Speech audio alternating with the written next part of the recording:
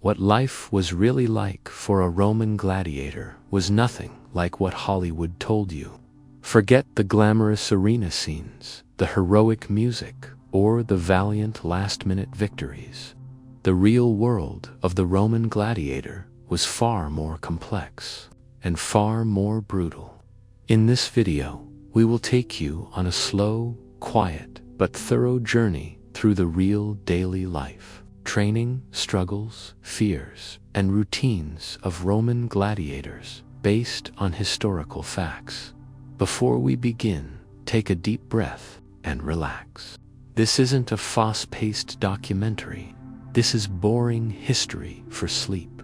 You can close your eyes, unwind, and let your mind drift into the dusty corners of ancient Rome while I tell you about what life was really like for a Roman gladiator. Please watch this video until the very end. You'll be surprised by how different the truth is from what you imagined. And if you're still awake at any point, feel free to write in the comments how you're feeling right now.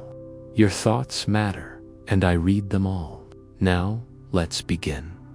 A Roman gladiator was not just a warrior. He was a commodity, a tool for entertainment, a man often not Roman at all, trained, sold, traded, and sometimes discarded like a product. Gladiators could be prisoners of war, slaves, criminals, or even volunteers who signed away their rights for money, glory, or, sometimes, just survival. The life of a gladiator usually began with loss. Loss of freedom, of identity, and often of hope. If you were captured in war, say, a Gallic or Germanic fighter, and brought back to Rome, you might be sold into a ludus, a gladiator school. There, your name would likely be stripped from you. You'd be given a new name, something short, memorable, and fitting for a spectacle. Sometimes it reflected your place of origin. Sometimes it was meant to intimidate the crowd. The ludus was your home now, not a cozy place, but a prison-like barracks with tight sleeping quarters, thick stone walls, and harsh discipline. Every day was the same. Wake up early, train hard, eat, train again, rest, and repeat. But the training wasn't chaotic. It was structured, organized, and almost scientific in its precision. You were trained by a lanista, your owner and coach, a man who had possibly once been a gladiator himself. Weapons were wooden at first. You would spar with the rudis, a wooden sword, over and over again. Movements were drilled to perfection. You would practice footwork, stances, lunges, shield control, defense, again and again and again. For hours under the hot sun, there was no air conditioning, just sweat, sand, and the weight of your fate pressing on your back. The diet of a gladiator was surprising. It was heavy in carbohydrates and designed to help build mass. Historians even called them barley men. Their diet included barley, beans, porridge, and little meat.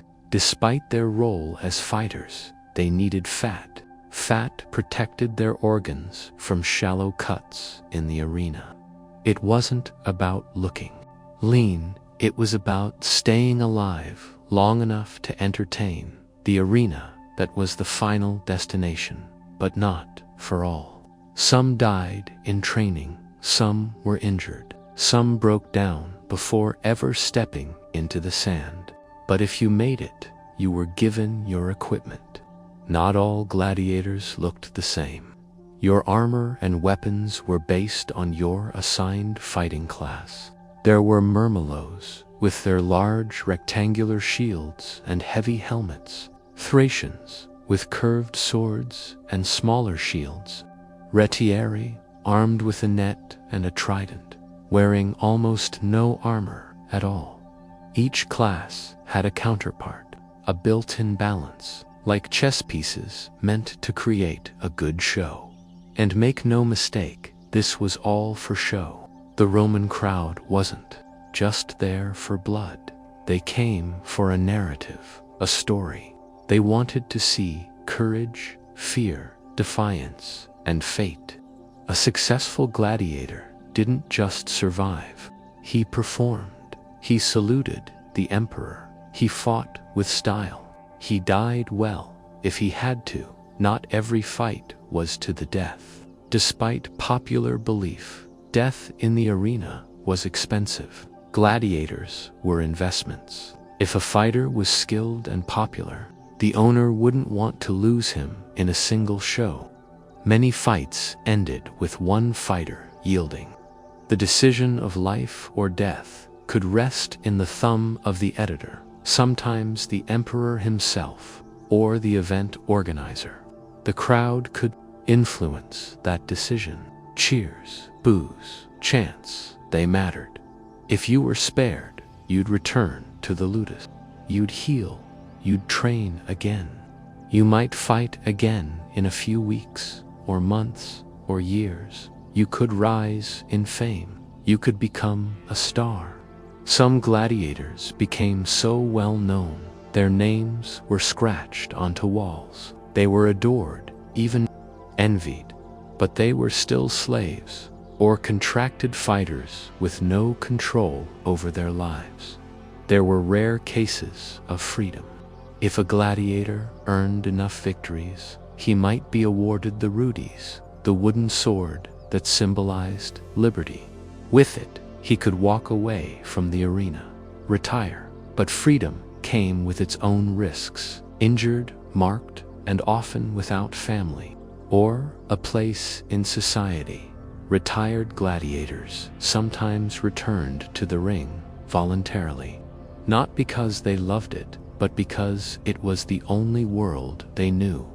Night in the ludus was quiet. After the noise of the crowd, the heat of the arena, and the chaos of training, silence fell like a blanket. Some prayed, some sharpened their swords, some thought of home, of a past long gone. Others just stared at the ceiling, waiting for sleep to take them. And somewhere, beyond the stone walls, Rome pulsed, drunk on wine, laughter, and the illusion of glory. This is just the beginning. In the next part, we'll explore in more detail how training worked, the strange rituals of gladiator culture, and the deep psychological toll that came with this life. In the quiet hours before dawn, the training grounds of the ludus began to stir. The air was cool but thick, with the scent of damp stone, old sweat, and oil. The sand in the courtyard was smooth at first, an empty canvas, but soon it would be crisscrossed with footprints, the scrape of sandals, and the soft thuds of wooden weapons meeting flesh and shield. Training for a gladiator was relentless, calculated, and intentionally repetitive. It was not designed for creativity or expression. It was about survival, not in the sense of staying alive, but in mastering the brutal rhythm of combat under specific conditions. Gladiators did not train to kill efficiently. They each morning began with body conditioning. There were no weights, no dumbbells. Instead, there were sandbags, wooden poles, heavy shields, and mock weapons made deliberately heavier than the real ones they would one day use. These training tools were awkward, unevenly balanced, and exhausting to wield, but that was the point. By the time a gladiator reached the arena with his real arms and armor, everything felt lighter by comparison. Their routines would include running laps in full gear, practicing coordinated footwork patterns over and over, forwards, backwards, sideways, always staying low, knees bent, muscles engaged. There was shouting too, from the lanista and the doctors, the trainers, who demanded perfection in stance, in breathing, in discipline. These doctors were often former gladiators themselves, men who had survived long enough to be considered experts. Their eyes were sharp and their expectations high. They could tell by the angle of your shoulders whether you'd make a mistake. They knew the sound of hesitation in your footwork, and they would correct you without mercy. After body training came weapon practice. Wooden swords, called rudis, were used in the beginning, not to spare lives, but to teach control. You would spend hours attacking wooden poles, called palas, static targets representing the enemy. Strike to the head, recover. Strike to the left side, recover. Thrust forward, retreat, repeat. The idea wasn't to win, it was to drill your body into a perfect machine. There was no place for emotion in training, no anger, no panic, no distraction. The lanista would tell you, a good gladiator doesn't think, he reacts, he flows, he entertains. Different types of fighters had different regimens. The retiarius, lightly armored, fought with speed and flexibility. He practiced casting his net with fluid, almost dancer-like movements, using the trident to jab and maneuver. His training focused on distance and timing, hit, escape, trap, always moving, always exposed. The murmillo, by contrast, was a walking wall of metal and flesh. His helmet was heavy, his shield enormous. His training was built on endurance and strength. He would charge, block, absorb. His steps were slow, deliberate, calculated, to crush his opponent in close quarters. His breath had to last longer, his body endure more. There were also sputicized, designed to chase and neutralize, the retiarius and the threx, agile and aggressive, with curved blades made for slashing, under shields and around armor. Each role required its own skills, and each role came with disadvantages meant to balance the fight. Gladiator training was not just physical, it was also psychological. From the moment a new recruit entered the ludus, he was stripped not just of freedom but of identity. His former life, his family, his tribe, his homeland became shadows. He became a number, a rank, a body in the system. He slept in a communal barracks, ate at the same long wooden tables as his fellow fighters, and followed a strict schedule designed to suppress rebellion and prevent emotional outbursts.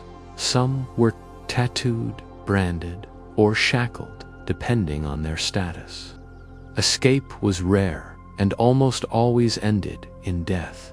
There were rules in the ludus: no fighting outside training, no personal weapons, no wandering at night.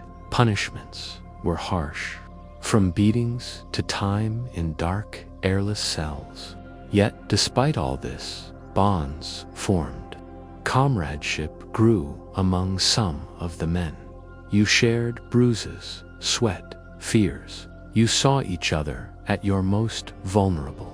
You knew who cried at night, who prayed, who never spoke at all. Some gladiators even became friends, others rivals.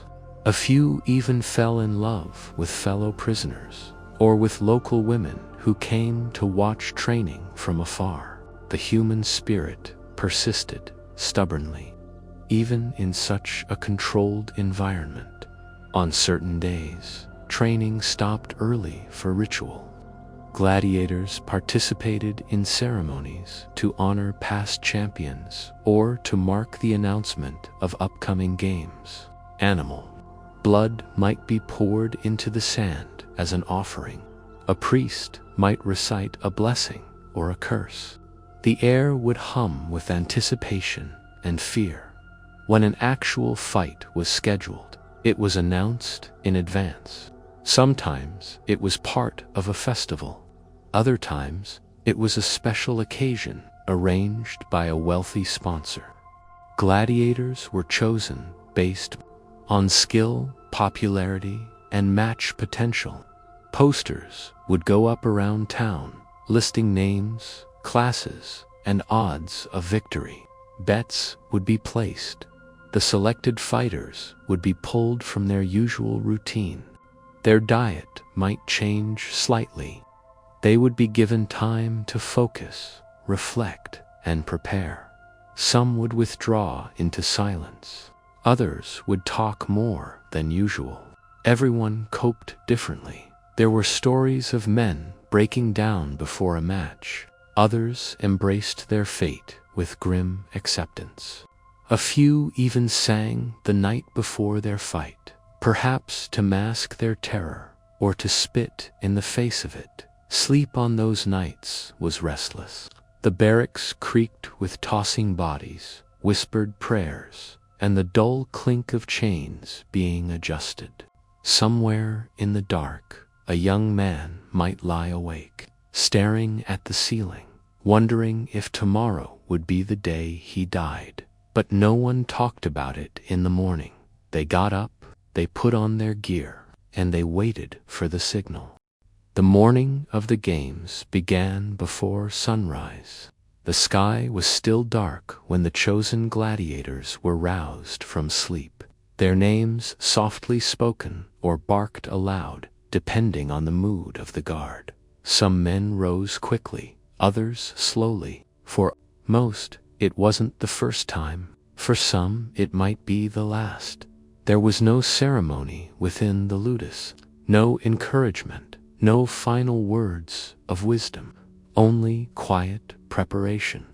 They would be escorted, often in groups, sometimes chained at the wrists, from the school to the amphitheater, depending on the size and wealth of the city. This could be a short walk or a slow journey through crowded streets with spectators, peeking through windows or gathering on the roadsides to glimpse the warriors of the day. Arriving at the arena was not sudden. You could hear it first, the faint, distant murmurs of an excited crowd, the rustle of banners, the beat of drums, the metal clang of workers preparing gates and equipment. The amphitheater was alive long before the first fight began. Inside, the holding chambers beneath the arena floor, the air was different. It was colder, thicker. Dust hung in every corner, caught in shafts of pale light from small grates above. The scent of sweat, blood, and animal musk mixed with oil, leather, and damp earth. The walls were stone, the floors packed dirt. It was here the gladiators waited. Some prayed, clutching tokens from home if they still had any. Others stretched silently, tightening leather straps, adjusting greaves, testing their grips on hilts and shields. Many stared at the floor, lost in thoughts that could not be spoken. There were rituals, though not always sacred. Some fighters whispered to their weapons. Others muttered curses or promises. A few paced, rehearsing movements in their minds. Most simply waited as the thump of the crowd above grew louder and more restless. When the time came, they were called by name and type. Armor was fastened, helmets lowered, each movement careful, deliberate. Then came the walk. The passageway from the underground chambers to the arena was long and narrow. Torches lit the path, sand crunched underfoot. As they approached the gate, it grew brighter, warmer, louder, and then the gate opened. The arena exploded with sound. Cheers, gasps, calls of names, the thud of feet stamping on wood and stone benches. Thousands of eyes fixed on you. There was nowhere to hide. The sand was golden in the light, blinding at first. You stepped forward. The amphitheater was circular, tiered, and towering. At its center, you, Around you, the crowd surged with energy. Wealthy citizens in the front rows, cloaked in linens and silk, soldiers cheering loudly, children waving cloth flags, merchants shouting bets. At the highest point, a shaded box, the editor's seat, sometimes the emperor himself, and you stood in the middle, trying not to breathe too fast. The opening ceremony would often begin with a parade. Musicians played horns and drums. Animal trainers might walk by with leashed beasts. Workers displayed the day's weapons, dragging carts filled with swords, spears, nets, helmets. The atmosphere was festive, like a fair, except someone would probably die before the real combat. There might be mock battles, young fighters testing skills, choreographed matches for entertainment. Some were given wooden swords, some real. Then came the executions, criminals or traitors thrown to animals or forced to fight unarmed. This part of the day was grotesque, but common. The crowd expected it. And then the main event, the real gladiators.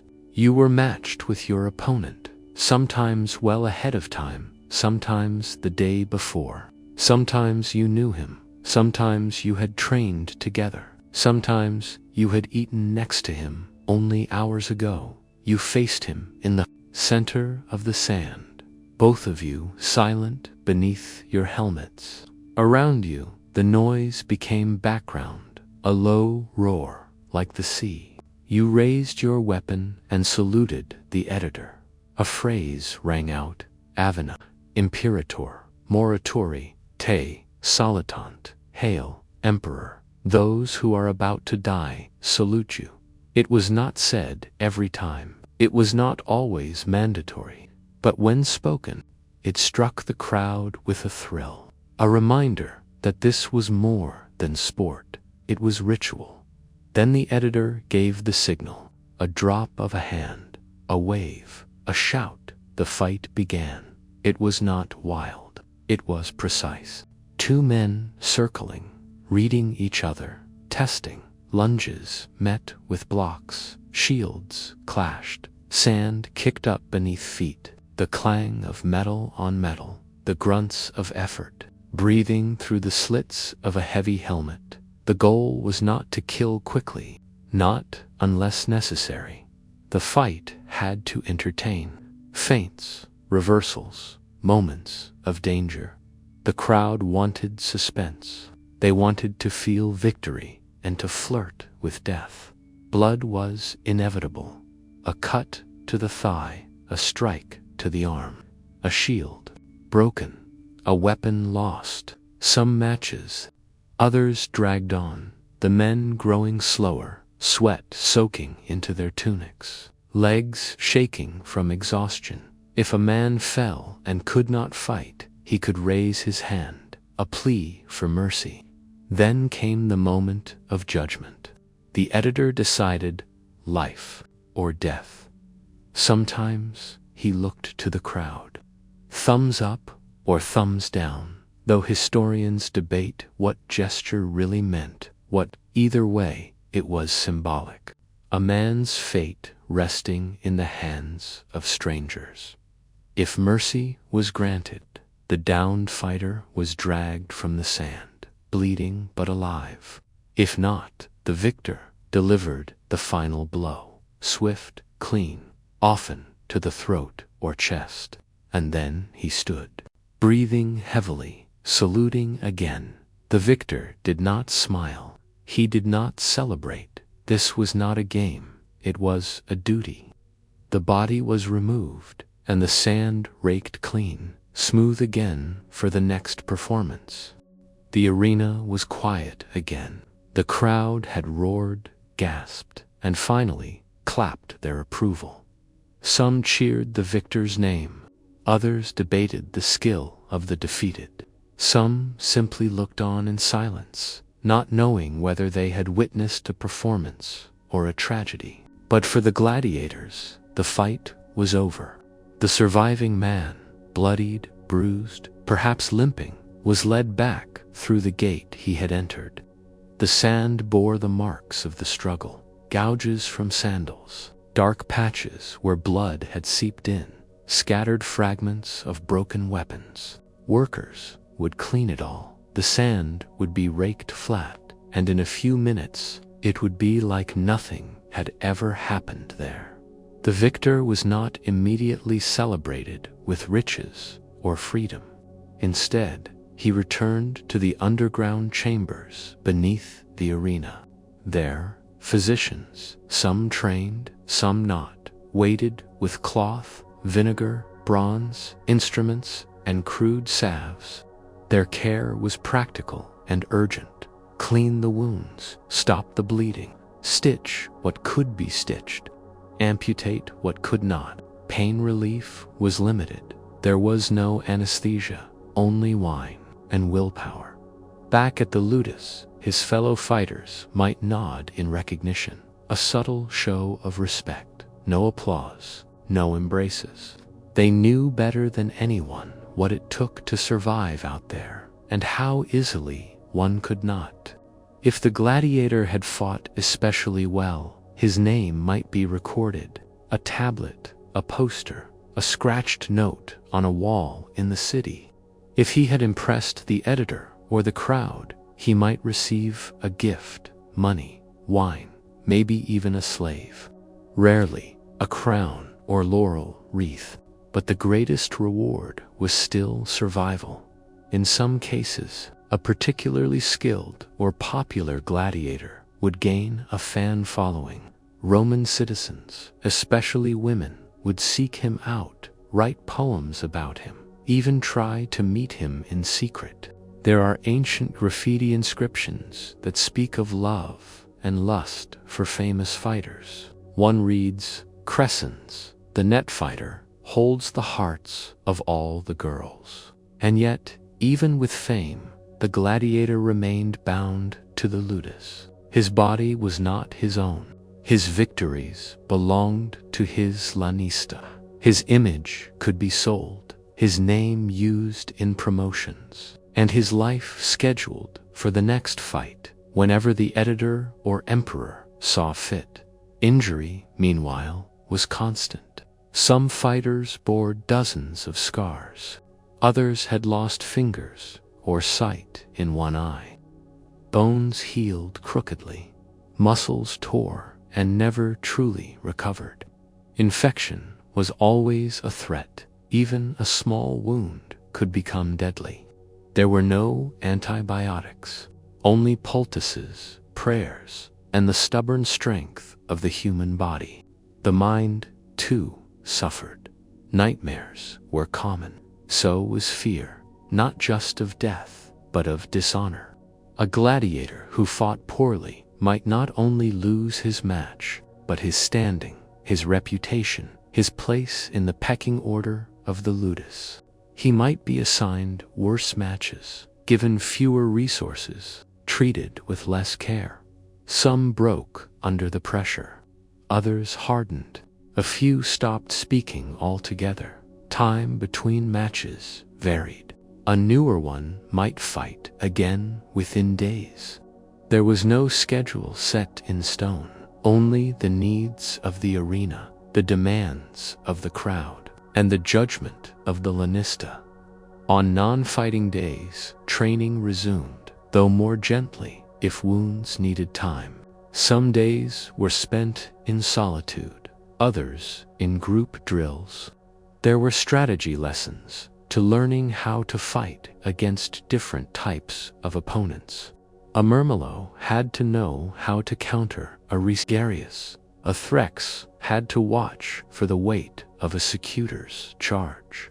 Fighters also learned the art of performing, when to make a wound look worse than it was, when to drag out a scene, when to fall dramatically to win the sympathy of the crowd.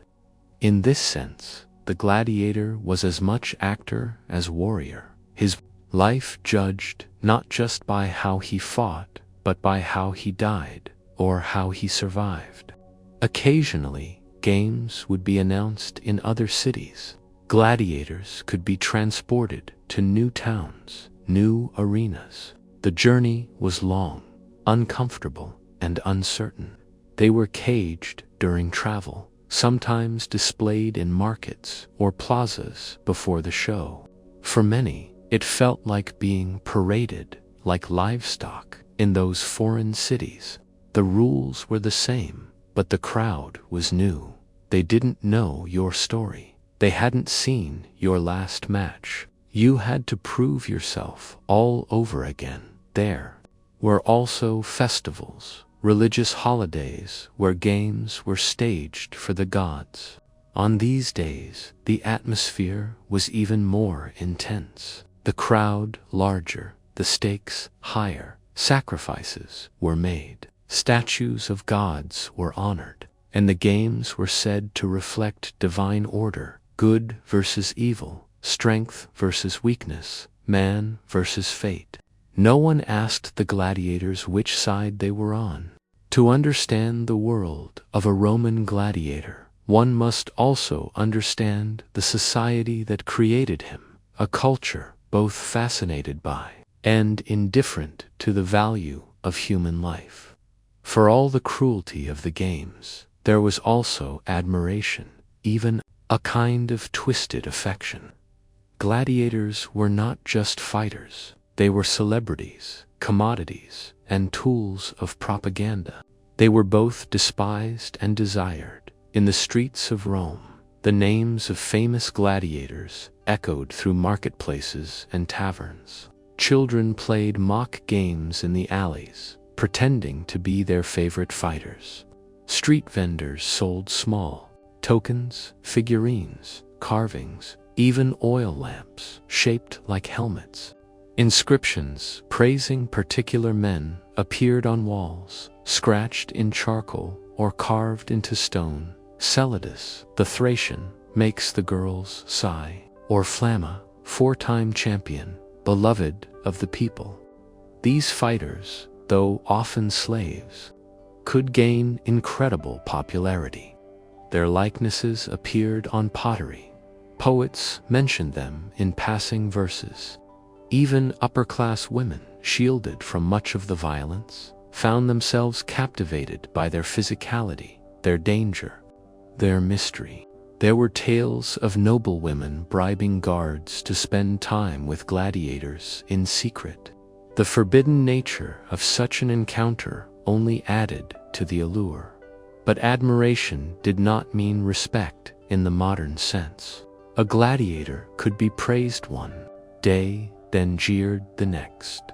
His fame was always conditional, based on performance, bravery, and the whims of the crowd. Unlike soldiers, who were honored for serving the state, gladiators were viewed as thrilling entertainment, tools of pleasure and fear. Never truly free of their lower status, there was a paradox at play. The same people who might shout your name from the stands could also demand your execution with a wave of the hand.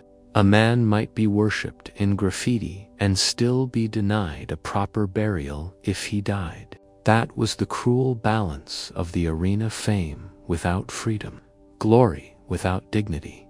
Even Rome's most powerful men were not immune to the arena's charm. Emperors often hosted games as a way to please the masses, to distract them from political unrest or famine. Bread and circuses. The saying went, "Panem et circens," say, give the people food and entertainment, and they will stay loyal. Some emperors took this further than others. Emperor Commodus, for instance, famously fought in the arena himself. The son of Marcus Aurelius, Commodus craved adoration. He believed himself to be the reincarnation of Hercules. He wore lion skins, he carried a club, and he arranged mock battles in which he would appear in the amphitheater, dressed as a gladiator, to defeat opponents carefully chosen not to pose a threat. Sometimes he fought wild animals, but only after they had been weakened or drugged. These were not real contests. They were displays of power. The people knew the truth, but they cheered anyway. To oppose the emperor, even as a joke, was dangerous. And so, the games became more than entertainment. They were performances of authority, rituals that reminded everyone who held the power of life and death. The involvement of emperors added prestige to the games, but also pressure. A gladiator who performed well in front of the emperor might be rewarded handsomely. One who failed might be punished, not just with death, but with disgrace. This created a strange dynamic in the ludus. Some fighters longed for the chance to fight in front of Caesar. Others dreaded it. A wrong step, a bad wound, a poor show. Any of these could mean ruin. Despite the spectacle, the days after a fight were often quiet. The crowd went home. The decorations came down. The arena was swept and left empty. But in the ludus, the fighters nursed wounds, relived the match in their minds, and wondered when they would be summoned again. Some tried to count their victories, as if the number might somehow protect them. Others stopped counting altogether. There were festivals where dozens of fights happened over several days. The grandest of these were held in Rome, in the Colosseum, the Flavian amphitheater, a marvel of architecture capable of seating more than 50,000 people. There, the games could stretch for weeks. Hundreds of gladiators, dozens of animal hunts, public executions, even naval battles, staged with real water, flooded into the arena basin. To fight in the Colosseum was a great honor, but it was also a great risk. The crowd was vast and fickle. The expectations were immense, and the odds of survival, especially in massive group battles called Venatians or Naumachia, could be slim. Fame, for those who found it, brought some benefits. A well-known gladiator might be given better food, more comfortable bedding, or privileges like personal servants. Some even negotiated their contracts if they had volunteered into the role with better terms, more gold, or reduced fighting obligations. But even the famous lived on borrowed time. Every match carried risk.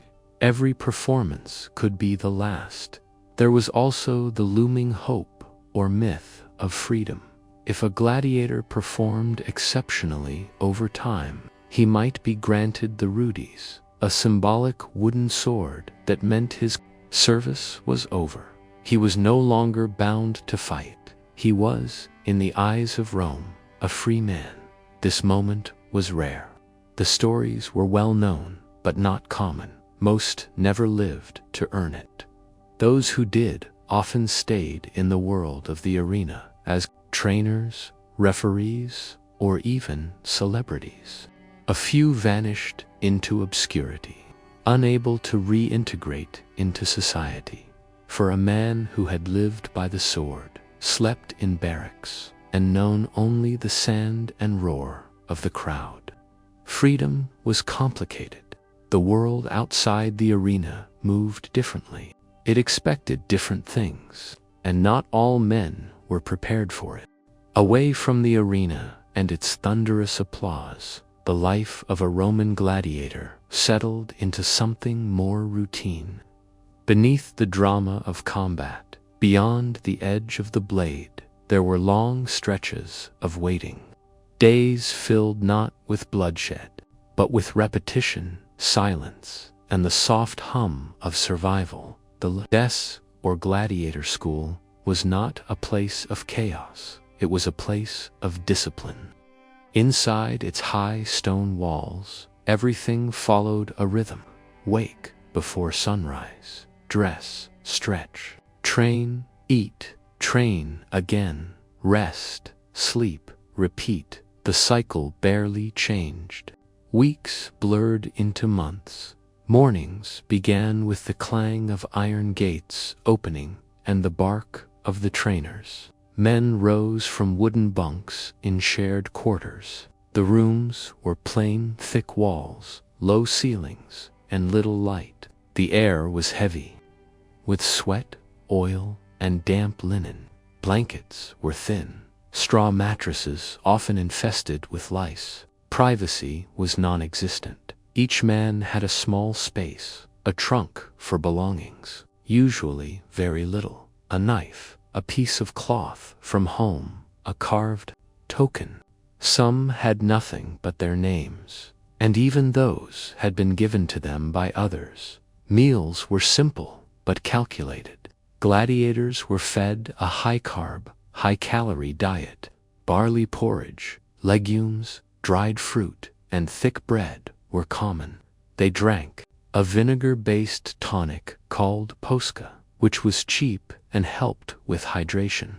Occasionally there was meat, usually fatty cuts, boiled or roasted. Their bodies needed padding. Fat was protection. In the arena, muscle alone was not enough. Despite what one might imagine, the men were not chiseled warriors, sculpted like statues. They were strong, yes, but many were thick around the waist, heavier than modern athletes. The bulk helped absorb blows and reduce internal injuries. Lean fighters didn't last long. Training sessions varied in intensity, depending on when a man's next fight was scheduled. Some days involved full combat drills, others footwork exercises, shield defense, or sparring in pairs. They drilled with wooden weapons heavier than their arena gear to build strength and stamina. The repetition was endless. Strike, block, parry, retreat. Again and again, between sessions, men rested in the shade or by the water troughs. They wrapped wounds in cloth, applied oils to sore joints, or massaged stiff muscles with pumice stones. Silence was common. The mind stayed quiet when the body was worn. Yet, inside this silence, relationships formed. Bonds grew. Gladiators might be strangers when they arrived at the Ludos, but shared suffering bred familiarity.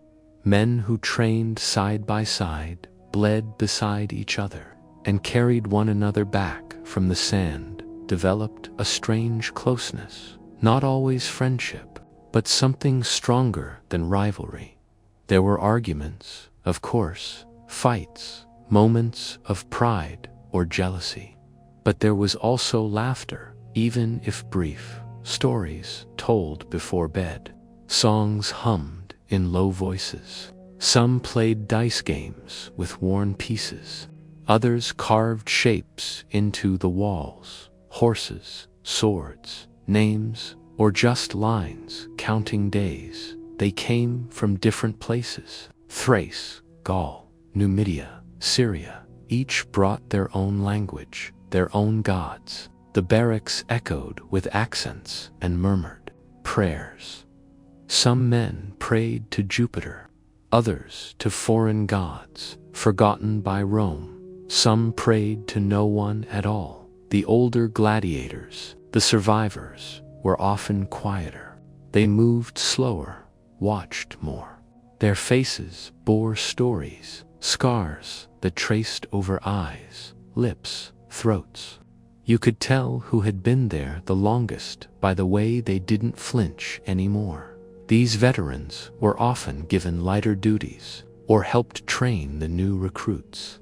They offered small advice: never lose sight of his back foot, watch the left shoulder, always, kill fast or bleed slow. Most of their wisdom was passed down in glances, not words. Not all gladiators were slaves. Some had volunteered. These men, known as octorati, signed contracts that gave them food, housing, and fame in exchange for risking their lives. They were treated slightly better, but still lived within the same walls. Their reasons for joining varied: debt, shame, a desire for glory, or sometimes simply nowhere else to go. They weren't necessarily better fighters, but they often had a different look in their eyes, not the look of a captive, but of someone who had made peace with the consequences of their choice. Evenings at the Ludus were quiet. After training, men bathed if they could. Water was scarce, cold, and shared. They cleaned their gear, polished metal, sharpened wooden weapons, and inspected armor for cracks. A cracked helmet in the arena could be fatal. Some men wrote letters, dictated to scribes if they could not read or write. Others stared into the fire pit, chewing slowly, thinking of home or of nothing at all. Occasionally, the lanista would call a man aside, quiet conversations behind doors. A new match scheduled, a decision made. The others would look on and wonder if their name was next. Injuries were constant. Cracked ribs, dislocated joints, gashes. The school had a physician, sometimes competent, sometimes brutal. Bones were set without anesthesia. Cuts stitched with horsehair. Infection could spread fast. A man could go to sleep with a scratch and wake up with fever. Those who died were buried quickly, often without ceremony.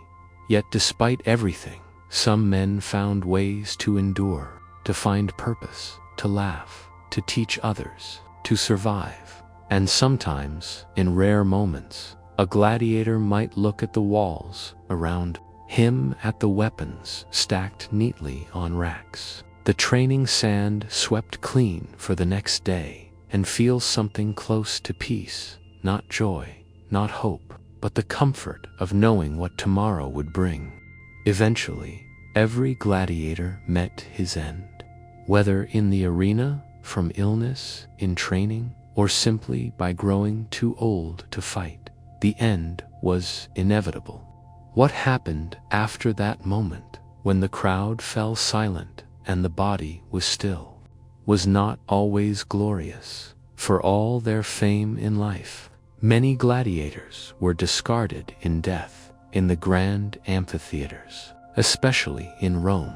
Those who died during games were often dragged from the sand by slaves. Their bodies were tied by the ankles, lifted onto carts, and pulled through underground corridors to be disposed of quietly.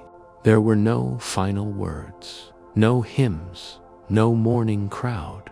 If the gladiator was a slave, he belonged to the lanista, the owner of the ludus. His body, even in death, was still property, and property had no right to a formal Roman burial. Yet not all ended this way. In some cases, fellow gladiators pooled their meager earnings to fund a funeral. These informal brotherhoods, almost like unions, created burial clubs. Each member contributed a portion of his winnings or salary to a shared fund. When one of them died, the club paid for a proper burial, a grave, a marker, a ritual. A few were even honored. Those who had become famous, or who had won their rudies and retired, might be remembered more formally. Some had tombstones carved, listing the number of victories they earned, the types of fights they won, and their origins. A typical epitaph might read, "Here lies Marcus Attilius Murmillo, victor in 9 matches, fallen in the 10th, age 27. Sometimes the stone included an image, the fighter holding his shield, or saluting the crowd, a silent echo of a life lived in sand and steel. Occasionally, families reclaimed their sons or husbands if they had the means. A father, learning that his boy had died in a distant arena, might pay for the body to be brought home. But these stories were rare. Most families never knew. Most never saw the final resting place. Some gladiators, particularly those who died with great courage or won the favor of the crowd, were remembered in local tales.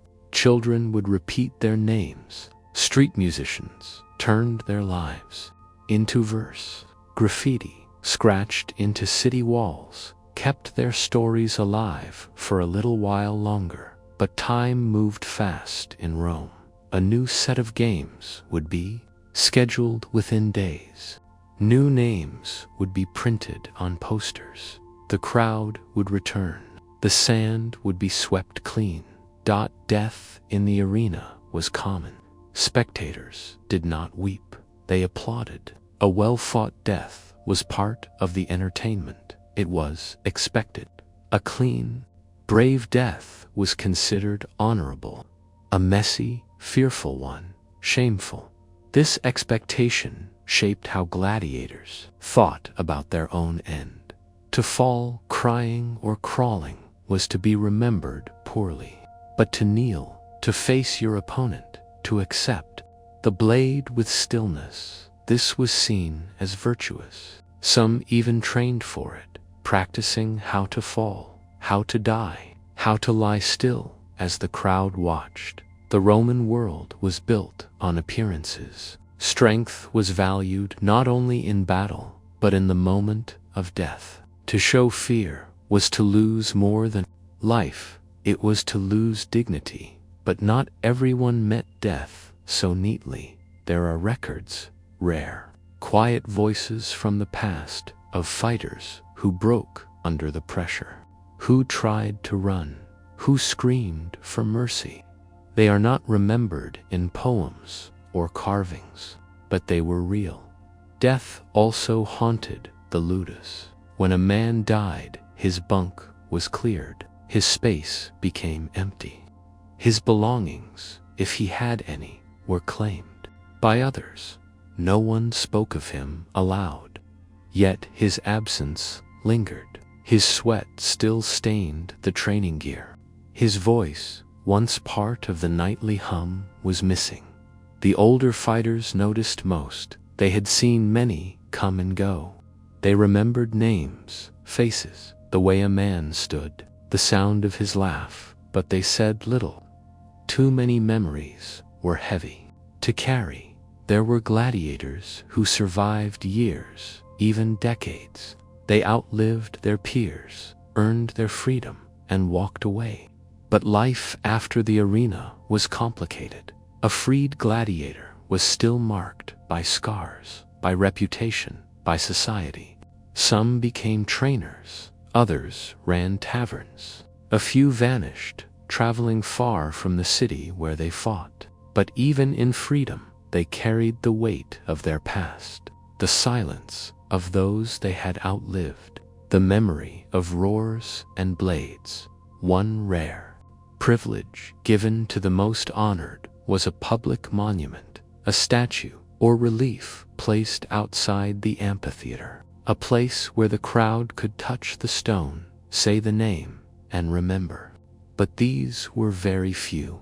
Most were buried in simple graves outside the city walls, among other fighters, laborers, and the forgotten. The earth above them flattened over time. Names faded, stones cracked. But beneath the soil lay men who had lived lives most could not imagine, filled with terror, strength, endurance, and something like hope.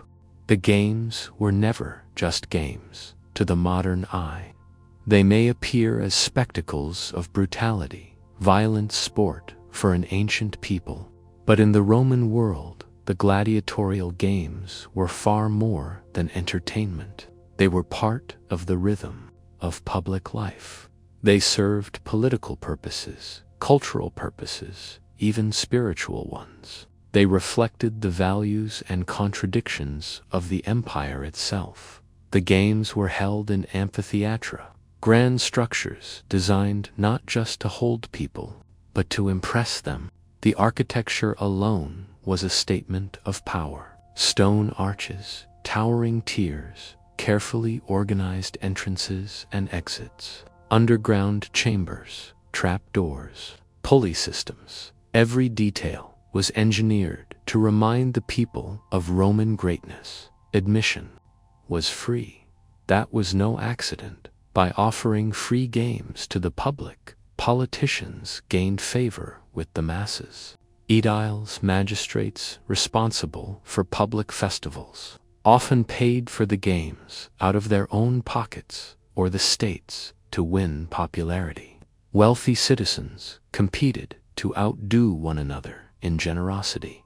The more extravagant the games, the more honor they received. The games were also a tool of control. In a city where poverty was widespread, where food shortages and overcrowding sparked frequent unrest, the games served as a pressure valve. They offered distraction, excitement, a sense of identity. The arena became a place where everyone, rich or poor, could gather and feel Roman. There, in the stands, class blurred. A senator might sit just a few rows above a shopkeeper. A slave delivering food or wine to a seat might watch from the shadows. For a few hours, all eyes were fixed on the sand below, on the same struggle, the same suspense, the same death. The performances followed ritual patterns. Morning often began with animal hunts, venations. Exotic beasts were imported from across the empire, lions from North Africa, leopards from Syria, crocodiles from Egypt, even elephants and bears. Hunters, sometimes professionals, sometimes condemned criminals, would fight them in orchestrated displays. It was dangerous, but also deeply symbolic. The wild represented chaos. Rome represented order. To kill the beast was to affirm the strength of civilization over nature, the empire over the wild. At midday, executions were held. These were grim, public, and theatrical. Criminals, often traitors, rebels, or slaves, were brought into the arena and killed in ways designed to mirror their crimes. Some were forced to reenact myths, playing the roles of figures like Prometheus or Orpheus, only to die in ways that matched the story. Others were tied to stakes and torn apart by animals. These moments were meant to terrify as much as entertain. They reminded the crowd what happened to those who defied Roman law. Then came the gladiatorial matches, the main event, carefully scheduled, balanced, designed to please. Some matches were fair fights, others were bloodbaths. Sometimes a new recruit would be pitted against a veteran, not to win, but to test his mettle. Occasionally, mass battles would be staged, 10 against 10 or more, filling the arena with chaos and dust. Throughout, the crowd played a role. They shouted, voted with their voices, called for mercy or death, threw flowers or coins into the arena when pleased. Sometimes, entire sections of the amphitheater chanted a fighter's name in unison. Their approval could shape a man's future. Their displeasure could end it. And above it all sat the editor, often a wealthy patron, a high-ranking official, or the emperor himself. His presence elevated the event. His gesture, a raised hand, a turned thumb, or a nod, could determine a man's fate. The games were theater, but also ideology.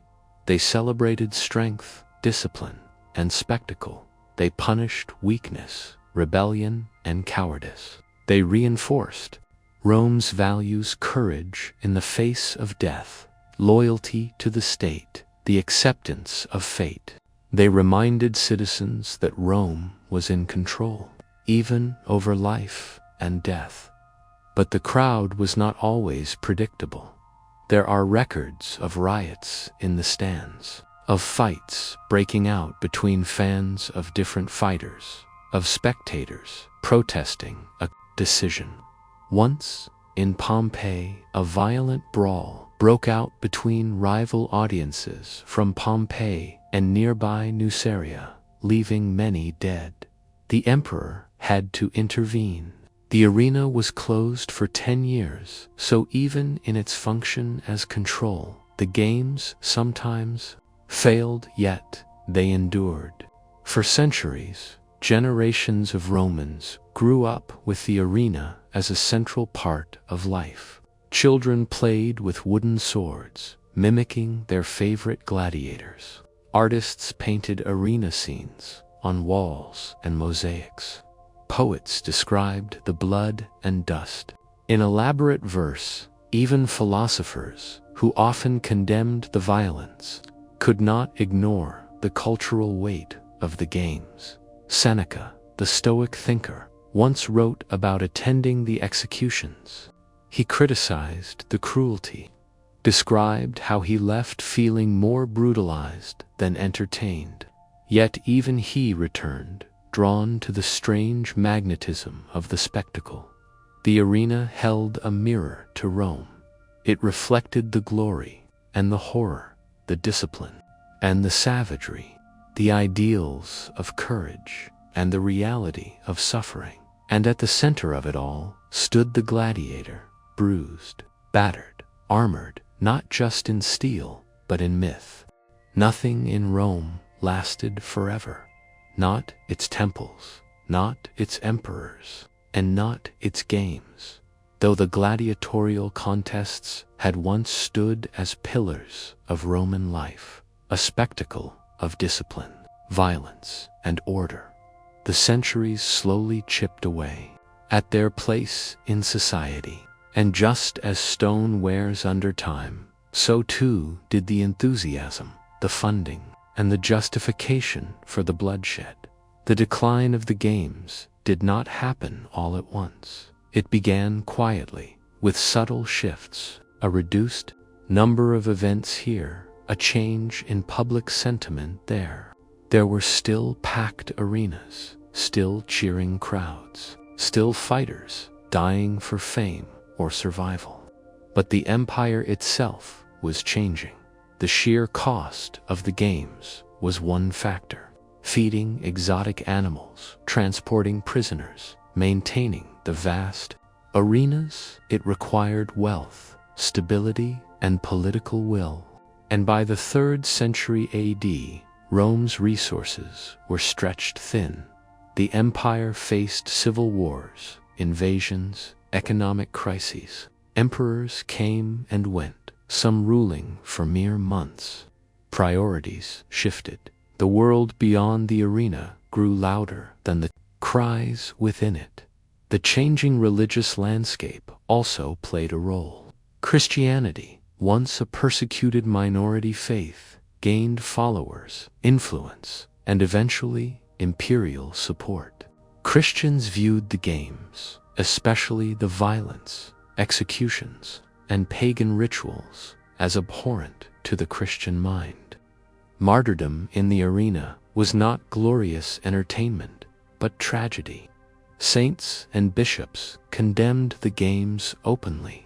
Tertullian, a North African Christian writer, famously asked, "How can he be pious who teaches cruelty?"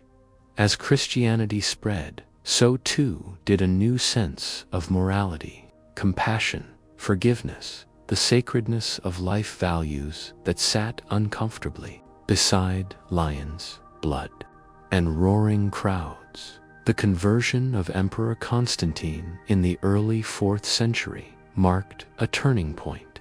Though he did not outlaw the games, he reduced them.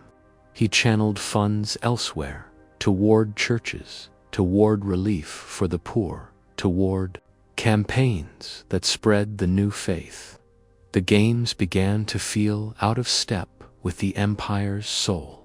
Later emperors would follow suit. Theodosius, devoutly Christian, moved further toward banning public pagan rituals.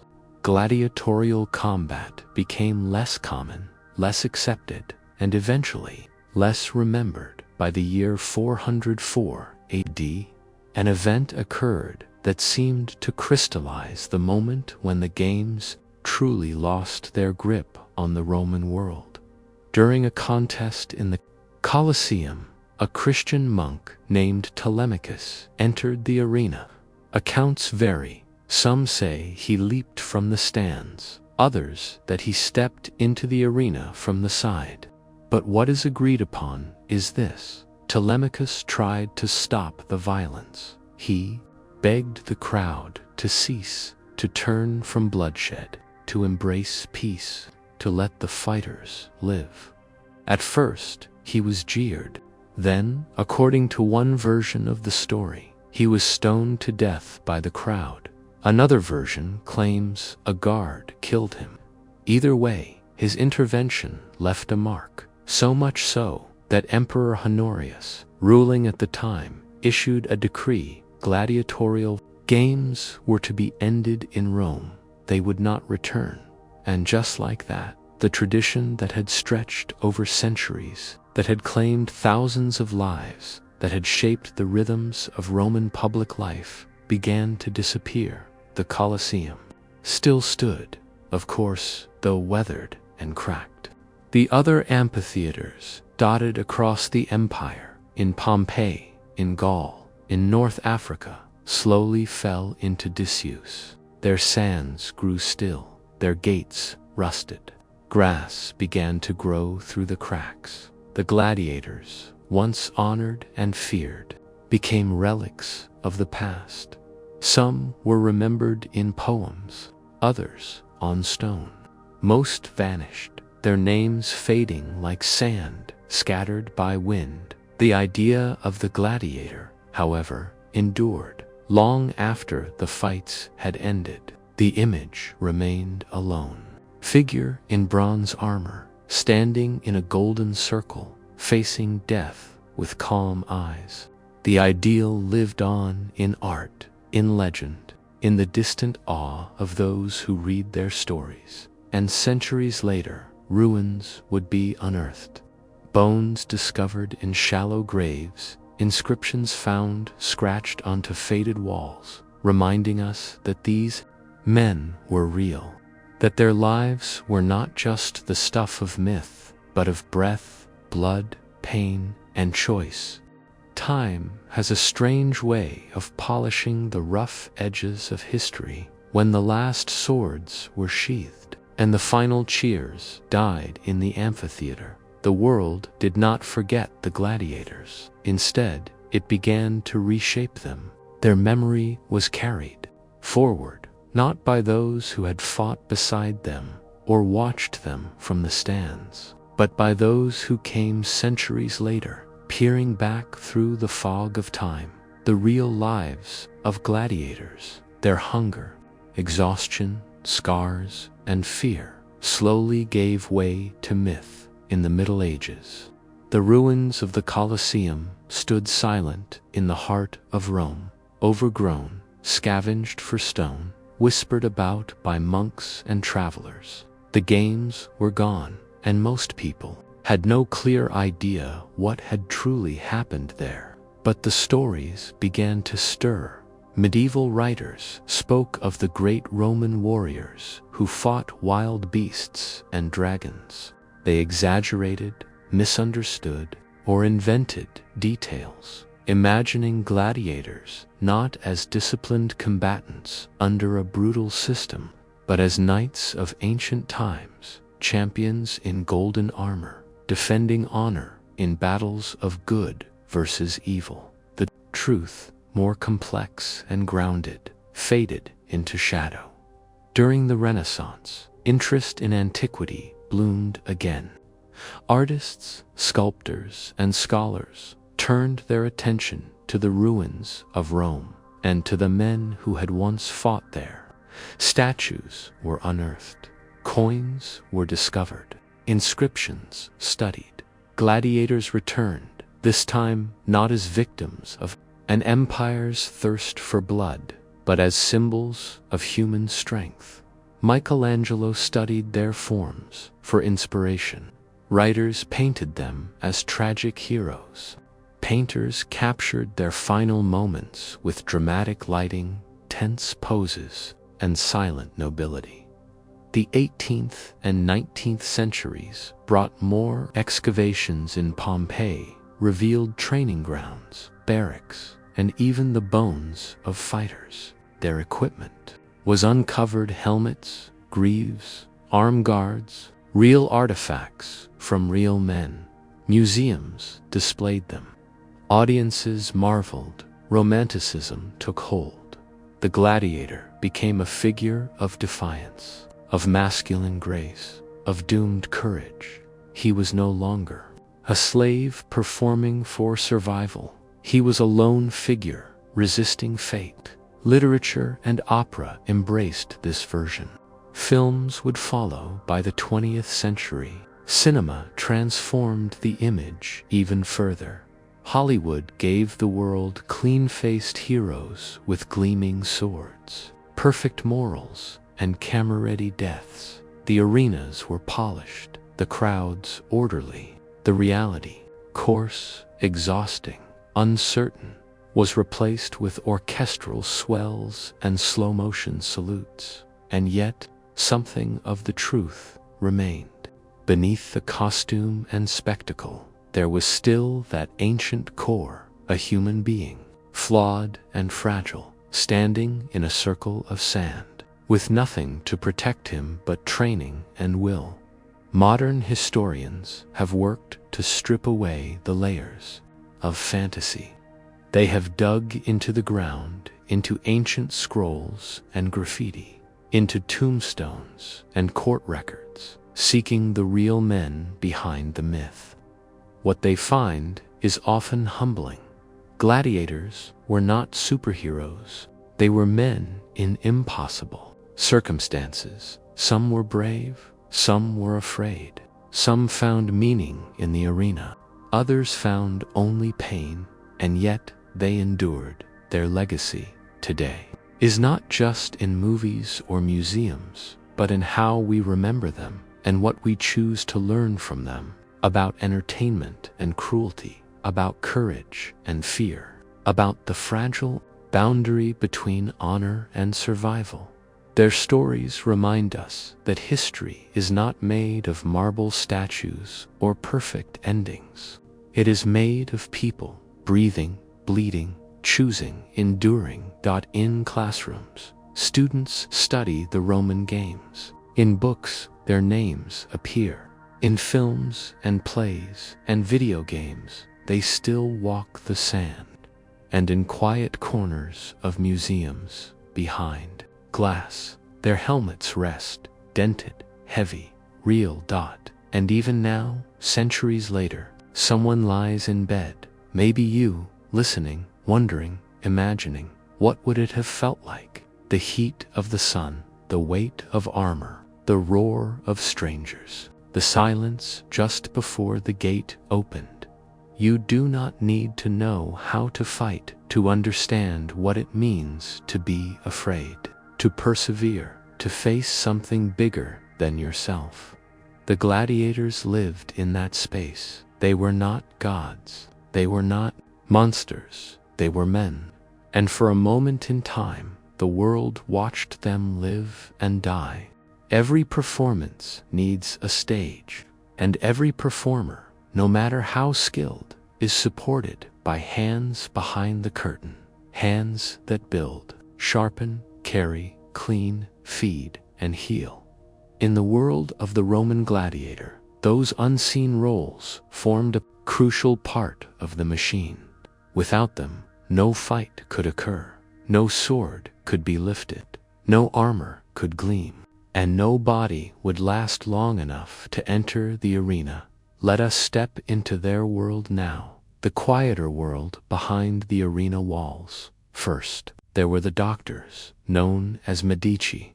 Unlike battlefield surgeons, who often worked in chaos, the physicians of the ludus developed a grim expertise in treating specific wounds, deep gashes from tridents, fractured ribs from blunt impacts, punctures, dislocations, and crushed bones. They saw the same types of trauma again and again. They studied patterns. They learned not from books, but from experience, often painful and imperfect.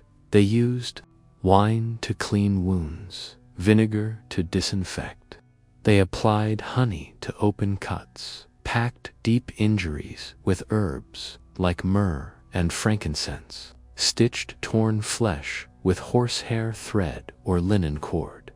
They reset broken limbs with crude splints. Amputations were rare, but not unheard of. Pain relief was minimal. There were no anesthetics, only strong hands, short sticks to bite, and the hope that the man survived long enough to heal. Next came the armorers and smiths. In the ludus, the equipment was everything. A dull blade or faulty helmet could cost a life. Each piece of gear had to be exact, balanced for the fighter's strength, designed to match his class. The curved shield of the secutor, the net and trident of the crested helmet of the Thracian, smiths sharpened blades with whetstones, heated bronze and iron in smoky forges, hammered dents from shields, and repaired snapped straps. Their workshops rang with metal and fire, and they worked not for glory, but for function. They knew every fighter's measurements, preferences, and superstitions. Many gladiators believed in lucky weapons, in charms hidden beneath greaves, in a certain knot tied a certain way. The smiths learned not to argue. They simply did the work. Then, there were the trainers, often ex-gladiators themselves, called doctors. These men had survived the arena and now passed down their knowledge. They walked with limps, missing fingers, faded scars, but their eyes were sharp. They drilled new fighters mercilessly, not out of cruelty, but out of necessity. They knew what awaited these men. They had seen too many die too soon. They taught tactics, rhythm, awareness. They shouted commands, corrected stances, punished hesitation. They made a man repeat the same movement 100 times until it became reflex. When to lunge, when to feint, when to fall convincingly without breaking a limb. Some had nicknames. The Vulture, the Quiet One, One-Eyed Rufus. They were respected, even feared, but they were also, in their own way, protectors, and around them all were the servants and slaves. These were the cooks, the water carriers, the laundry workers, the stable boys. They swept the sand in the training yard. They cleaned the wounds no one else would touch. They carried chamber pots, hauled grain sacks, and delivered messages between rooms. Some were assigned to specific fighters to help with armor, rub oil into sore muscles, or count the days until a fight. They were often silent, overlooked, but they saw everything. The fear before a match, the trembling hands, the whispered prayers, the nightmares after. They did not choose this life, but they bore it alongside the men they served. And sometimes, when a fighter was injured or dying, it was a servant's hand he reached for. Even the scribes played their part, recording victories, updating the match records, keeping score for sponsors and bookkeepers. They etched names into wax tablets and stone. It was because of them that we know some of those names today. And then there was the lanista, the owner of the ludus, the manager of fighters, a businessman, a negotiator, and sometimes a manipulator. The lanista scheduled matches, negotiated with editors, maintained contacts with wealthy patrons. He decided who fought when, who was ready, who could be sold, who might be spared. Some lanistae were respected, others were feared. few were loved. They walked the line between cruelty and strategy. They treated their men as investments, but they also relied on their survival. A dead gladiator brought no money. Every figure in this backstage world, from the blacksmith wiping sweat from his brow to the cook ladling barley stew into a bowl, played a role in keeping the machine running. They rarely appeared in carvings or songs. Their names are lost. But without them, the gladiator never reached the sand. They were the invisible scaffolding of the spectacle. Ordinary people trapped in an extraordinary system, watching, helping, surviving. So much of history disappears. Names fade, stones crack, voices go silent. But every so often, something small survives. A scratch on a wall, a chipped tile, a line etched in Latin by an untrained hand. And through these fragments, the past speaks. Some of the most touching glimpses into the lives of gladiators are not found in grand monuments, but in graffiti. On the walls of Pompeii, preserved by ash and time, people left their thoughts, raw, immediate, unfiltered, like someone scribbling on a bathroom stall. Only thousands of years ago, one reads, Celadus, the Thracian, the heartthrob of the girls. Another, Crescens, the net fighter, holds the hearts of all the girls. These aren't battle reports or epic tales. They are gossip, admiration, crushes. Somewhere in the crowd, someone watched a fighter and felt something stir, and they carved that feeling into stone. Not every gladiator was feared. Some were adored. Fans bought little clay oil lamps shaped like their favorite fighters. Children played with miniature figurines, pretending to be murmelos or Women wrote poems, sometimes love poems, sometimes mourning songs for those who died. It's easy to forget that behind the violence, gladiators were also celebrities.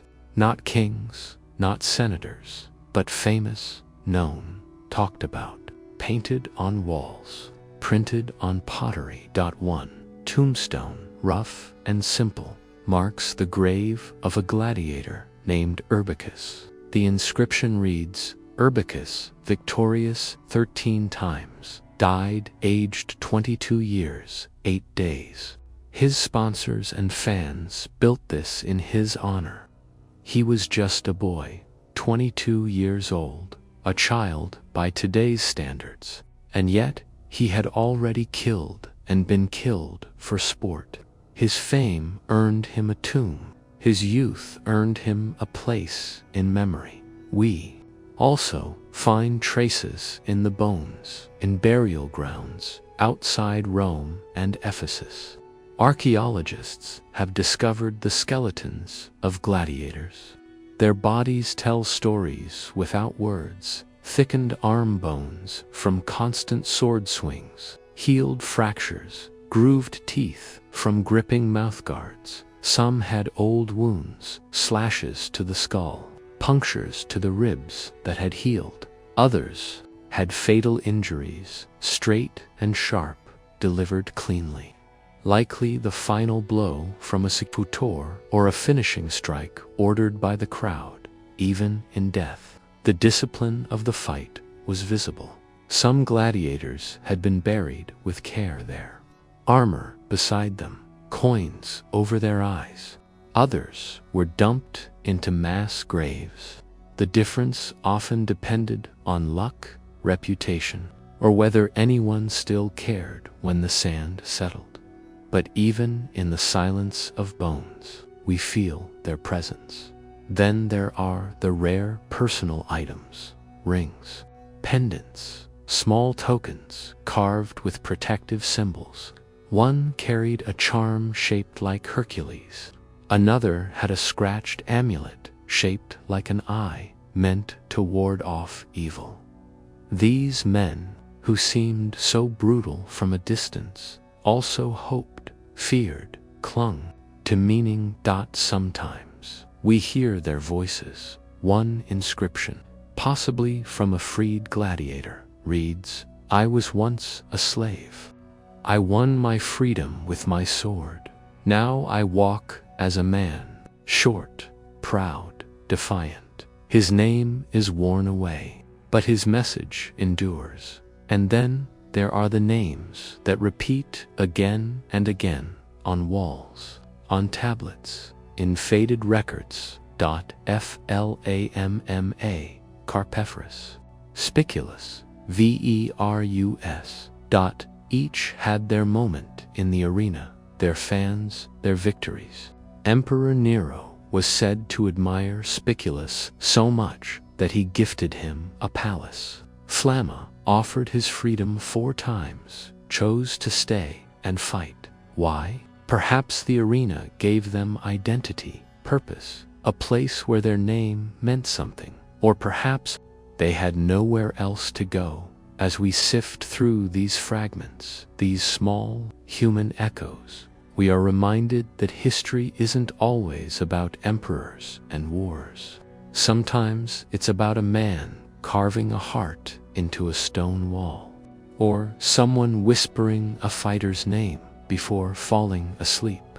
Sometimes it's about a pair of sandals worn thin at the heel, a helmet dented in just the right place, a scar that no longer hurts but never leaves. The gladiators are gone, but they left footprints. Rome was a world of contradictions. It built roads that stretched across continents, aqueducts that carried fresh water for miles, and cities that glimmered with marble and gold. It developed a legal system, a philosophy of citizenship, and a language that still echoes today. And yet, at the heart of this empire, so proud of its civility and order, was a hunger for blood to understand the gladiator fully. We must step back and look at Rome itself, at what the games meant in the grand design of Roman identity. To be Roman meant believing in power, not just military or political power, but power over life and death, the ability to control, to dominate, to rule. Rome saw itself as destined to bring civilization to the world, but it also saw the world as something to be conquered. The arena was a microcosm of this idea. Inside its oval walls, the Roman worldview was staged in perfect symmetry. Order versus chaos, Rome versus the outsider, control versus instinct, life balanced against death, and always death lost, or so the crowd believed. But of course, gladiators reminded the Romans that power was fragile. Here were men, once conquered or enslaved, now wielding weapons, now cheered like heroes. The games gave Rome a chance to reaffirm its dominance, yes, but they also exposed its fear of uprising, of loss, of mortality. That's why the rituals around the games were so exact before a match. Fighters saluted the highest authority present, usually the editor of the games, sometimes even the emperor. The famous line often repeated is "Av, Caesar, morituri te salutant, Hail, Caesar, those who are about to die salute you." Though the phrase appears only once in ancient records, its symbolic weight is immense. It captures the entire mood of the spectacle, the performance of loyalty, the surrender to fate, the illusion of control. The gladiators, with that single gesture, acknowledged both their place in society and the power of those above them. And yet, there was always tension. Some spectators admired the fighters more than the rulers. Some began to root for the man in the sand rather than the one in the throne. A victorious gladiator, standing over his fallen opponent, sometimes held more sway over the crowd than the emperor, watching from above, that terrified the elites. They passed laws to limit the fame of fighters. They discouraged fraternization between gladiators and the public, but it was too late. The image had already taken root. The empire had created something it couldn't entirely control. And what of the gladiators themselves? They too were shaped by this identity. Though many entered the arena as slaves, they became part of Rome's myth. Even the ones who died quickly, even the ones who never earned a name, all of them became part of the performance. They learned to act Roman.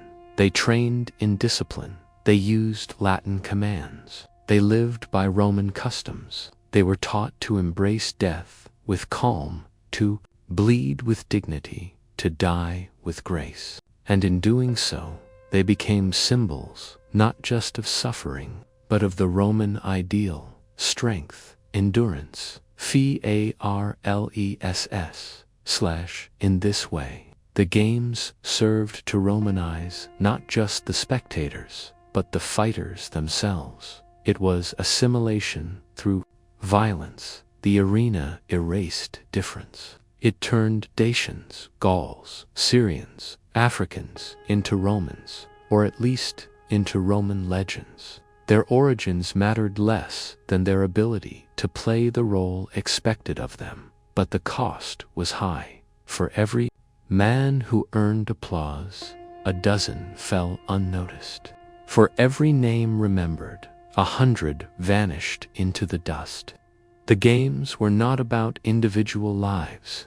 They were about the empire reminding itself that it was in charge, that it held the sword. And yet, history has a way of undermining power, because here we are, nearly 2,000 years later, not remembering the emperors who paid for the games, but the fighters who bled in them. Not the senators in silk robes, but the men in heavy helmets. Not the gestures of command, but the silence before a strike. The identity of Rome was built on victory, but its humanity lingers in its defeats, in the fragile bodies that stepped into the sand, not knowing whether they would see another dawn. The story of the gladiator did not end with the fall of Rome. Long after the empire crumbled, and the Colosseum became a ruin overgrown with vines and stone, the image of the gladiator survived, transformed, reshaped, and repurposed by each generation that encountered it during the Renaissance. Artists like Titian and Rubens painted scenes of gladiators, not simply as brutal fighters, but as symbols of courage, endurance, and tragic heroism. Their bodies were idealized, muscles gleaming, faces serene, capturing a tension between strength and vulnerability. These paintings and sculptures turned the gladiator into a mythic figure, embodying both human struggle and immortal glory. In literature, writers crafted tales inspired by gladiators, mixing fact with fiction. They told stories of noble slaves who fought for freedom, of tragic lovers separated by the roar of the crowd, and of heroes who defied fate through sheer will. The stage and later the screen continued this tradition. In the 19th and 20th centuries, plays and films romanticized the gladiator, often emphasizing drama over accuracy. The gladiator became a symbol of rebellion against tyranny, a lone warrior fighting for justice amid corruption and cruelty. This image resonated deeply in times of political upheaval, in revolutions, civil rights movements, and cultural shifts. The gladiator became more than an ancient combatant.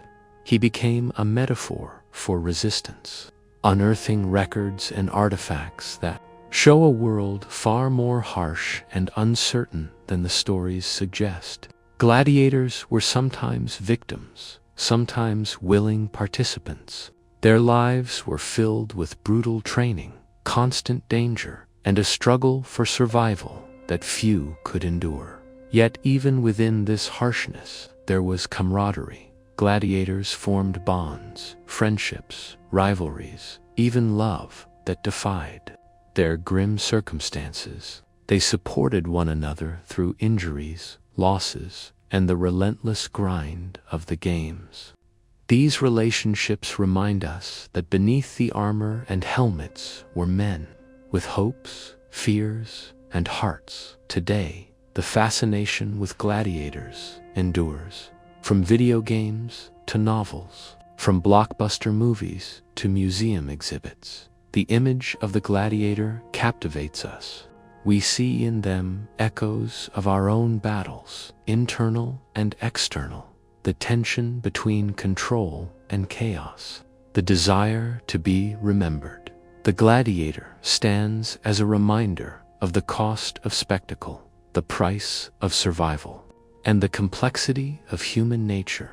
They were neither mere entertainers nor simple victims. They were men shaped by their times, living lives both extraordinary and painfully ordinary. And as we look back, we are invited to see beyond the armor, beyond the blood, beyond the applause, to see the human story beneath. Among the many who stepped into the sand, a few names have survived the tides of time.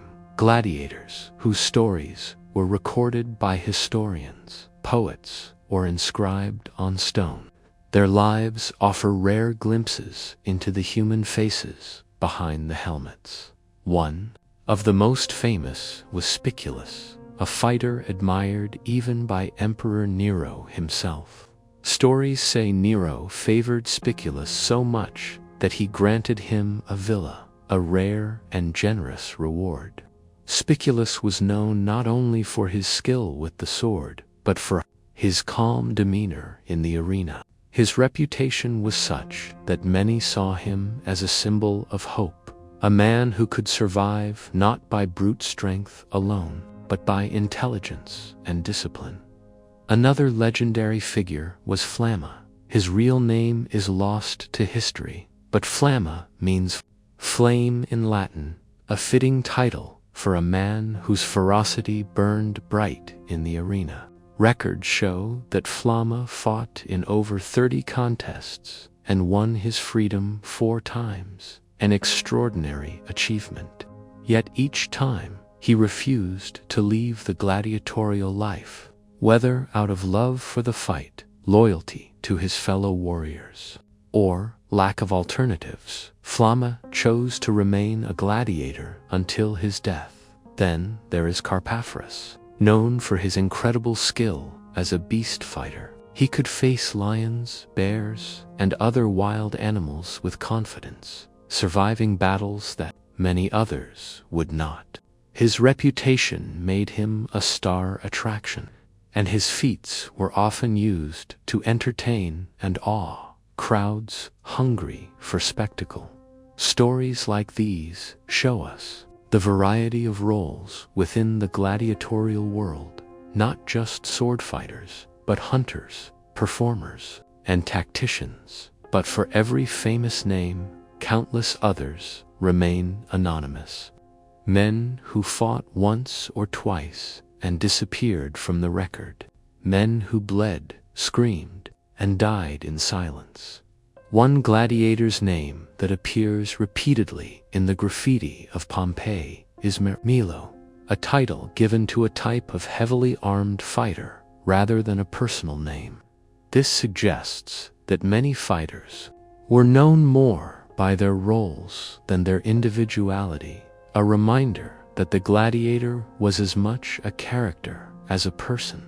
We also know of Priscus and Verus, 2 gladiators whose legendary duel was recorded by the poet Martial. Their fight ended in a draw, a rare outcome, and both were granted freedom by the emperor. This story highlights that the games were not always about death. Sometimes skill and endurance could win life, and the crowd's favor could sway even the emperor's hand.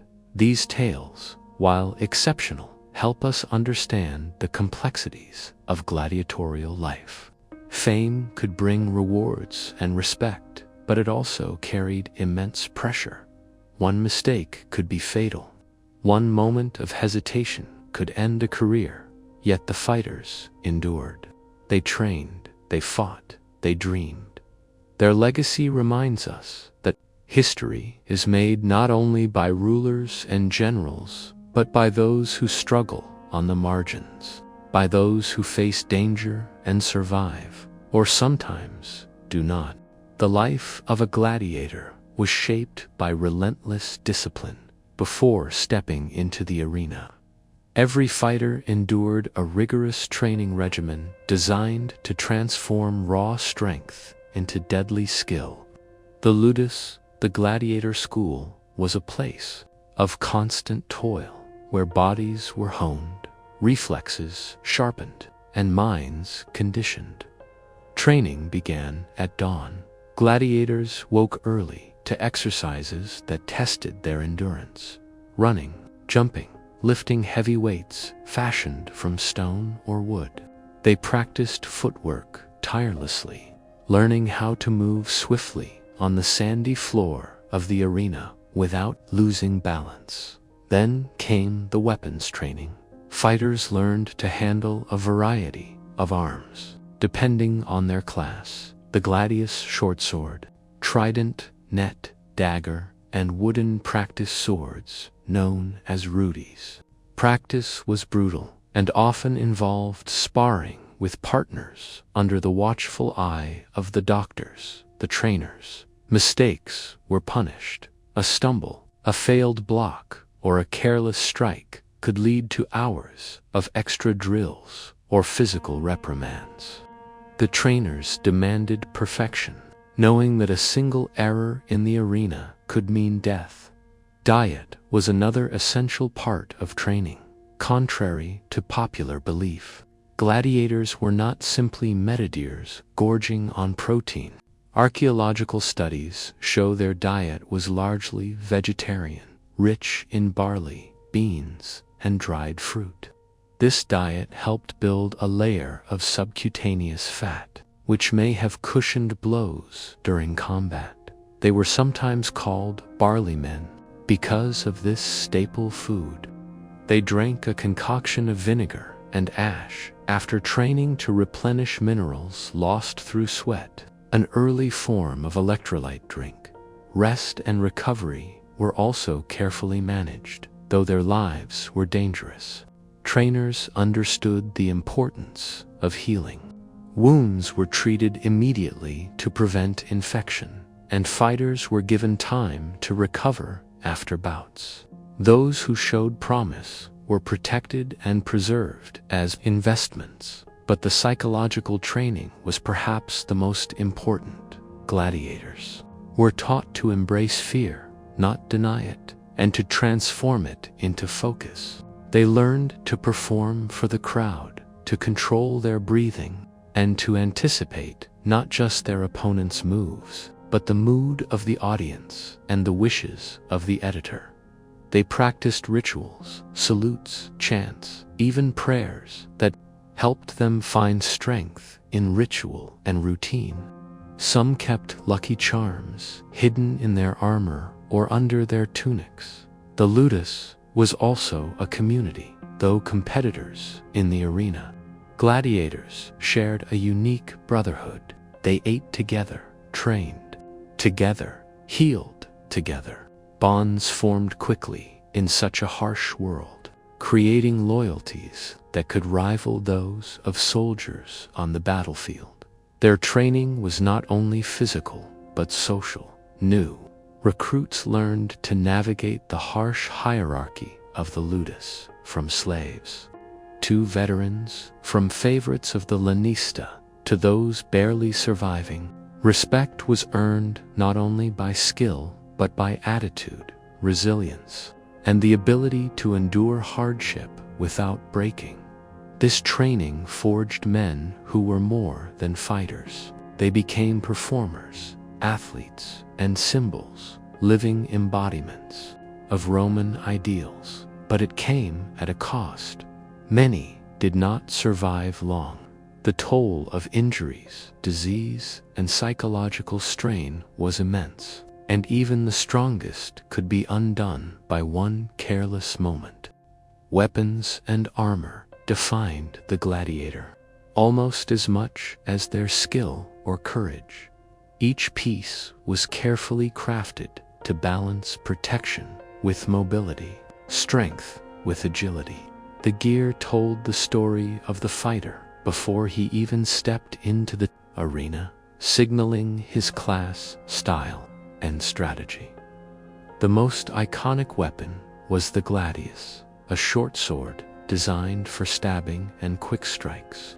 Its blade was usually about 18 to 24 inches long, sharp and deadly in close combat. The gladius was the hallmark of the heavily armored fighters, fast, efficient, and brutal. Some gladiators fought with spears, like the secutor, who carried a long spear and a large shield, or the Thracian, who wielded a curved sword called a sica. The retiarius was unique, fighting with a trident and a weighted net, relying on speed and evasion to entangle opponents before delivering a fatal blow. Armor was equally distinctive. Helmets were often elaborate, with visors shaped like animal faces or crests that marked rank and style. The Murmillo's helmet featured a broad brim and a tall crest resembling a fish, a symbol linked to the god Neptune. Visors could have narrow eye slits to protect the face while allowing vision. Shields varied in size and shape, from large, rectangular scuta to smaller oval or circular shields. The secutor used a large, curved shield to block attacks, while the retiarius relied on agility and avoided heavy armor altogether. Greaves protected the lower legs, often only on the left leg to allow for movement. Arm guards shielded the sword arm. Leather straps and padding under the armor softened blows. Every item was tailored to the fighter's build and fighting style. The weapons themselves were not always sharpened to kill. In some cases, trainers dulled blades to reduce fatalities and prolong the life of their investment. But even with blunted weapons, the risk of serious injury was high. A well-placed strike could break bones or cause deep wounds. The gear was also ceremonial. Before fights, gladiators would parade in their armor, their helmets gleaming under the sun, their shields raised high. The crowd recognized styles instantly, and cheers or jeers would follow. Armor was both protection and performance. The weight was considerable. Helmets could weigh up to 10 pounds or more, and shields several times that. Wearing it required strength and endurance. Yet gladiators moved with surprising speed and grace, trained to fight while burdened with the weight of their armor. Injuries were common, but so were modifications. Some fighters personalized their gear, adding symbols, inscriptions, or decorations for luck or to intimidate opponents. The armor was an extension of their identity, a second skin that told their story without words. The weapons and armor of the gladiator were tools, symbols, and shields all at once. They shaped the way fighters moved, fought, and were perceived. The gladiator's equipment was more than just practical. It was a language. Spectators recognized the style instantly and knew what to expect. The heavily armored secutor represented raw power and defense, slow but nearly impenetrable. The lightly armored retiarius was a master of agility and cunning, relying on speed and the net to control the battle. The Thracian fighter, with his small shield and curved sword, was a symbol of exotic ferocity, a reminder of Rome's far-flung enemies. Each class had its strengths and weaknesses, and the combat was as much a strategic dance as a brutal fight. The balance of offense and defense, speed and strength, was crucial. Fighters had to know not just their weapons, but those of their opponent. Anticipation and adaptation were key to survival. The armor also served as psychological armor. A gleaming helmet or a brightly decorated shield could intimidate opponents and energize the crowd. The ritualistic aspect of donning armor was important. Gladiators prepared mentally as much as physically. In some cases, gladiators added personal touches to their gara-painted symbol, a carved image, or even graffiti scratched into leather or metal. These small acts were attempts to assert identity in a system that often sought to erase individuality, despite the layers of protection. Injuries were frequent and sometimes horrific. A helmet could shield the head, but not the neck or face completely. Shields blocked blows, but could be shattered. Sword strikes found gaps in armor. The difference between a scratch and a mortal wound could be fractions of an inch, surviving. Fight after fight required more than luck. It required skill, endurance, and sometimes the favor of the cover time. Gladiators learned to read their opponents tells the slightest shift in stance or grip that could signal an attack. They practiced moves to disarm or disable quickly, knowing that prolonging combat increased risk. Even the way they carried their weapons between matches mattered, balancing readiness with conserving energy. Their weapons and armor were extensions of themselves, forged in fire and battle.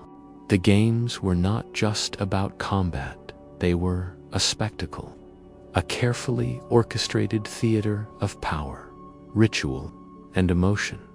Before the first clash of swords, a grand procession unfolded.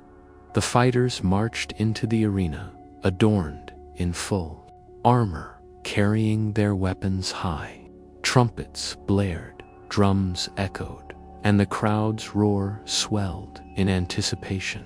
The procession was a display of Roman grandeur, a pageant designed to captivate and remind spectators of the empire's might. Behind the gladiators came attendants bearing standards and banners, symbols of Rome and the editor hosting the games.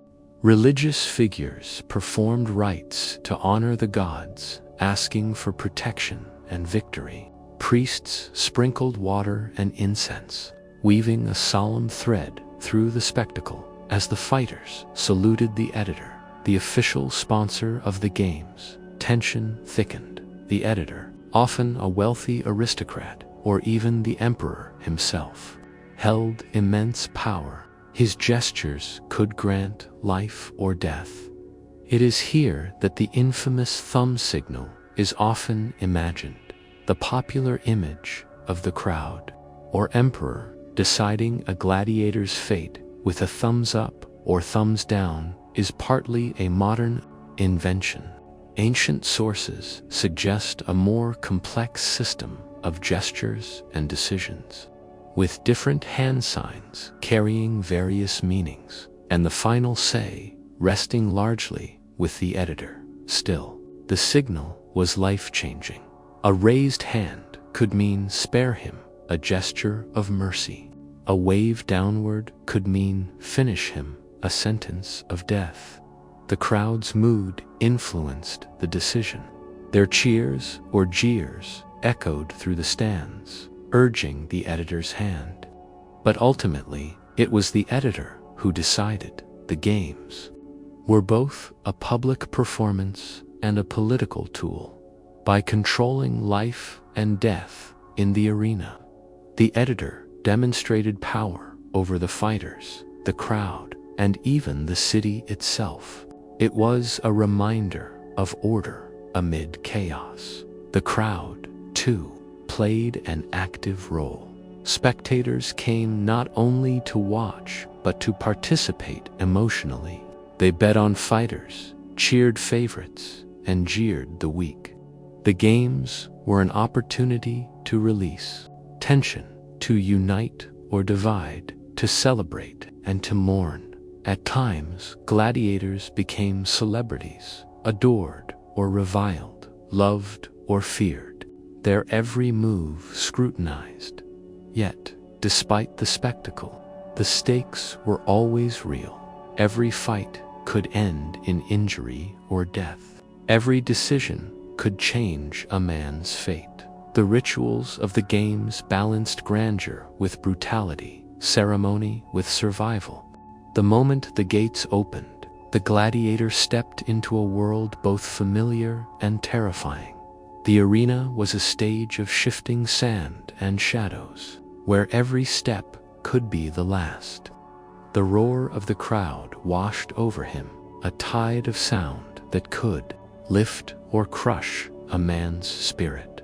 The fight began with measured movements. Gladiators circled, eyes locked, muscles tense. Each breath was controlled, each step calculated. The weight of armor pressed down, the grip on sword or net steady but ready to strike. The clash was both physical and psychological. It was a dance of feints and strikes, blocks and dodges. Fighters tested each other, searching for weakness, probing defenses, baiting mistakes. The tension was a taut wire, ready to snap. Pain was constant. Blows landed, hard bruises, cuts, sometimes deeper wounds. Blood mixed with sweat, dripping onto the sand.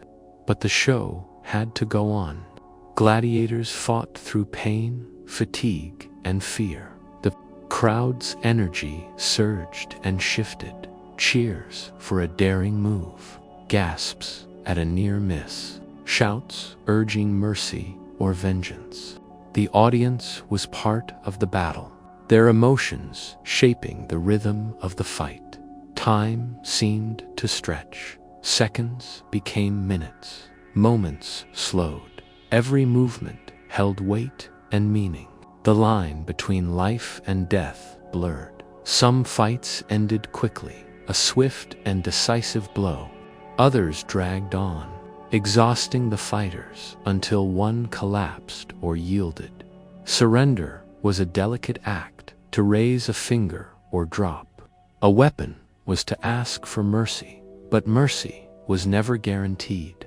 The editor's decision, swayed by crowd and circumstance, sealed the fighter's fate. Victory did not mean freedom for most. Even winning fighters remained slaves to the games, bound by contracts and the will of their lanista. Freedom was rare and often required years of success. Still, for a moment in the arena, a gladiator could taste glory. The cheers, the adulation, the fleeting escape from chains. And in those moments, a man was more than a slave or fighter. He was a symbol of courage and endurance. When the fight ended, whether in triumph or defeat, the gladiator faced the long road ahead, healing wounds, training again, and preparing for the next match. The cycle continued, a life of violence, spectacle, and fragile hope. The story of the gladiator is a mirror, reflecting not only the brutal world of ancient Rome, but the enduring human spirit. Though the sands of time have covered their footprints, these men remain with us in art, in stories, and in the quiet spaces between history and myth.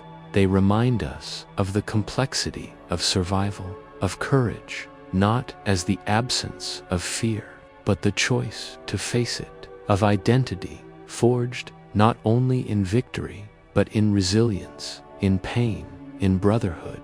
their lives, challenge us to consider what we value: spectacle or substance, power or humanity. In remembering them, we honor more than just fighters. We honor men who lived on the edge, whose stories invite us to look deeper beneath the surface. What did it mean to be a gladiator?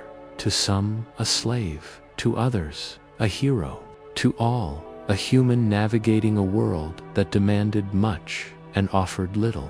Their legacy echoes in the arenas of today, in sports, in struggles, in the timeless dance between risk and reward. So, as you close your eyes and drift toward rest, remember the gladiators not just as figures of violence, but as symbols of the eternal human fight to endure, to be seen, and to be remembered. Thank you for joining this journey into a world both distant and strangely familiar. If this story stirred something in you, please share your thoughts in the comments. What did you feel watching the life of a Roman gladiator unfold? Your reflections bring history to life. Until next time, may your dreams be calm and your courage steady.